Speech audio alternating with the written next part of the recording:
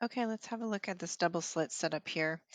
I drew this diagram and we'll talk through it in just a second. Let's just look at the setup. Setup is we have double slit experiment. Distance between the slits is given as 5x, right? So right there, I'm just going to kind of write that here, that the slit separation is given as 5x, and the slits are a distance 10 to the 8x away from the screen. So I'm going to call that L equals 10 to the 8x. Two interference patterns can be seen on the screen, one due to light with wavelength x over 2, the other due to light with wavelength x over 3. Okay, so there are two different wavelengths. What is the separation on the screen between the third order bright fringes of the two different patterns? So first of all, I want us to just kind of be able to wrap our minds around where the third order is going to occur in general. So this is just for one of like a general diagram of what I mean, what we're talking about when we say third order. So we have some laser that's a source, right? Some in phase coherent source, our double slit situation, and then some very far distance away. So here's L, right? We have a screen, and on that screen, what I've drawn here, I've drawn the bright fringes. So they'd be equally spaced bright fringes there. And they're talking specifically about the third order fringes here, so I just drew up to that case. What that means is that this angle inside here is what we would call theta sub 3, right? That third order angle, subtended angle. So now that we have that, then we can kind of proceed with the problem. Students get in trouble with these problems when they treat them like math problems and forget that they're physics problems because the equations are so small. There's not much to the equations themselves, right? These max and min equations. It's really all about how you're able to apply them conceptually. So let's start and look at the what I'll call this first wavelength here is given to us as x over 2. So we'll look at this lambda equals x over 2 case. So for that case, I can say here d sine theta over 3, just using my general equation, right, is going to be equal to 3 times the wavelength here, x over 2. Okay. And is um, D is a given, excuse me, D is a given value here too.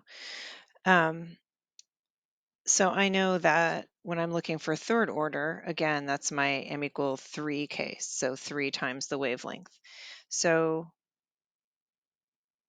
I'm told here, let's see, D equals 5x. So I'm going to go ahead and sub that in for D, my slit separation. So I'll say 5x times sine theta 3 is equal to 3x over 2. Theta 3 is then equal to inverse sine of 3 over 10, which gives me about 17.5 degrees. So that tells me the angle for that wavelength light. Now let's do that for the next wavelength. I'm not saying they're blue and green, I'm just changing out colors to do the two wavelengths. So this next wavelength, I'll call this lambda prime, is equal to x over 3. Now let's find the subtended angle for this one. 5x, I'm going to use the same equation, same d. D doesn't change, right? Sine, I'll prime this theta because it's not going to be the same, equals 3 times this wavelength, which is x over 3. So theta 3 prime gives me, let's see, arc sine of 1 over 5, which is 11.5 degrees. All right, so now I have the two angles, and you've got the diagram in front of you, so you can kind of be imagining like, all right, there's 17.5 and 11.5, but what they're asking for the screen separation here, separation on the screen. They're not asking for the angular separation. So this is where the L comes in, right? So we need to actually find those two Y values.